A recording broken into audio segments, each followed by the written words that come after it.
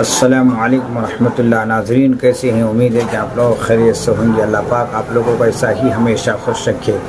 नाज़रीन, आज हम जानेंगे कि दुनिया के अंदर एक शहर ऐसा भी है जिसमें बहुत ज़्यादा ठंडी होती है और वहाँ की ठंडी बहुत ज़्यादा मशहूर हैं।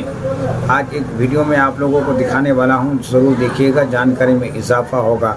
जो आजकल इस मौसम में हर तरफ ठंडी का चर्चा है, हर एक दूसरे को जब कॉल करता है, फ़ोन करता है तो यही पूछता है, भाई आपके यहाँ ठंडी कितनी है या कितनी ठंडी होती है। इसी तरीके से आपसों में बातचीत होती है।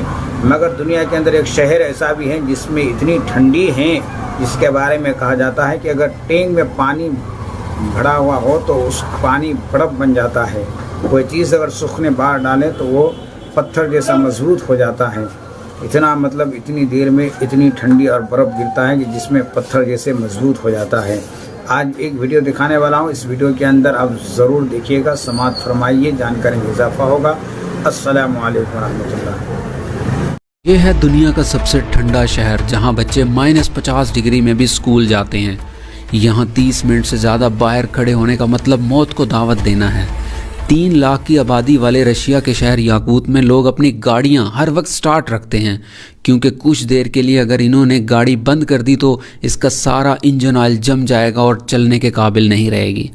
रिहायशी एतबार से याकूत दुनिया का सबसे ठंडा शहर है, जिसका सर्दियों में दर्जे हरारत -71 डिग्री तक भी चला जाता है। यहाँ सर्दियाँ 7 से 8 महीनों के लिए होती हैं, जबकि गर्मियों में ये शहर 30 से 35 डिग्री तक गर्म भी हो जाता है। यहाँ सर्दियाँ इतनी ज़्यादा सख्त हैं कि अगर थोड़ी देर के लिए फ्रूट को बाहर रख दें तो वो हथौड़ी का काम भी कर सकते हैं। यहाँ के लोगों की ज़िंदगी इंतहाई सख्त होती है। लोग अपने जिस्म को 5 से 6 गर्म कपड़ों में ढाँप कर बाहर निकलते हैं।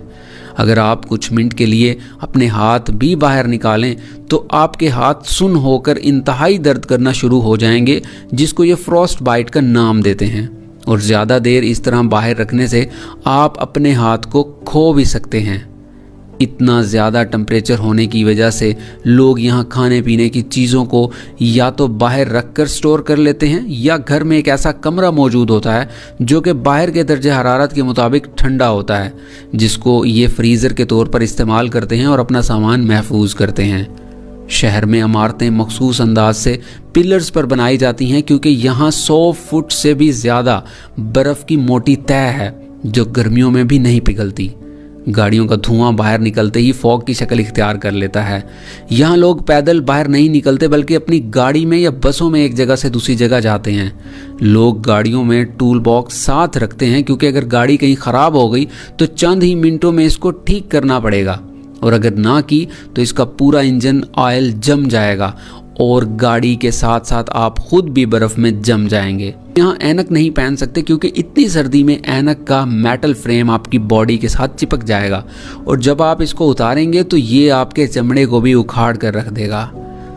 यहाँ लोग घरों में होने वाली किसी भी खराबी को खुद ही ठीक करते हैं और मुकम्मल सामान अपने घर में रखते हैं और अपने बच्चों को भी सिखाते हैं, क्योंकि इतनी सर्दी में कोई भी दूसरा शख्स आपके घर की ख़राब चीज़ को ठीक करने के लिए नहीं आएगा।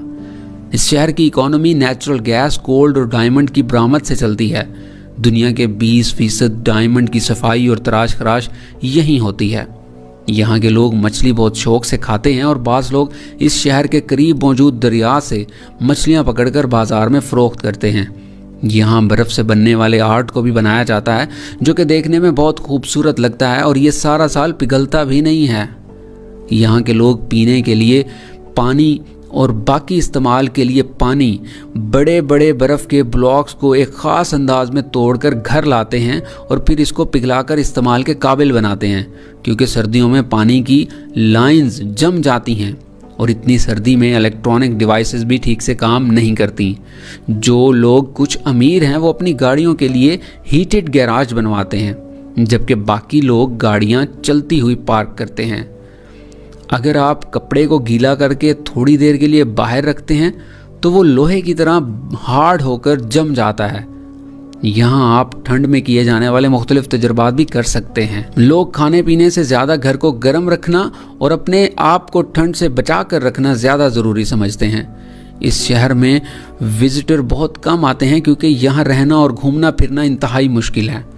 यहाँ मुख्तलिफ डायमंड कंपनियों के हेड ऑफिस भी हैं और एक एयरपोर्ट भी मौजूद है।